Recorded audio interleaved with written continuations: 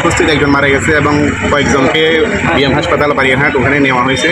ওদের অবস্থা অনেক শোচনীয়, সবাই দোয়া করছে। আর এটা অবশ্যই বেপরোয়া গতির কারণেই হয়েছে। এটা সম্পূর্ণ বেপরোয়া গতির কারণে এই ক্ষয়ক্ষতিটা।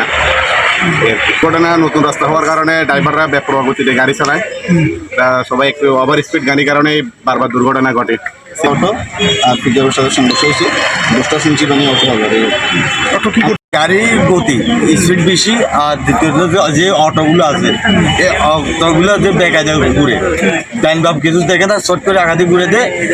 যে গাড়িগুলো যে স্পিডে আসে এগুলো কন্ট্রোল রাখতে পারে না, এই জন্য দুর্ঘটনা। আজকে এই 2-3 জন এরকমই শুনছি আর কি। মনে করছে কোলে নেওয়া হইলো, এরপরে দেখা গেছে কি বাচ্চার সাথে যে হেও মারা গেছে। আরেকটা লোক মনে করছে গাড়িতে সাথে আমরা তুলে দিচ্ছি।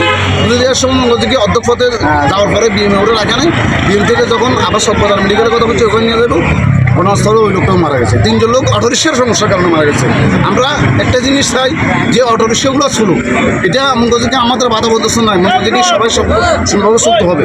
তবে অটোরিক্সাগুলো নিয়মতান্ত্রিকভাবে যেন চলে, আমাদের যেন মনে করছে কি এলাকাতে কোনো এটার কারণে আর দ্বিতীয় কোনো দুর্ঘটনা না হয়, এটা আপনাদের কাছে আপনাদের সাংবাদিকের মাধ্যমে আমাদের দাবি।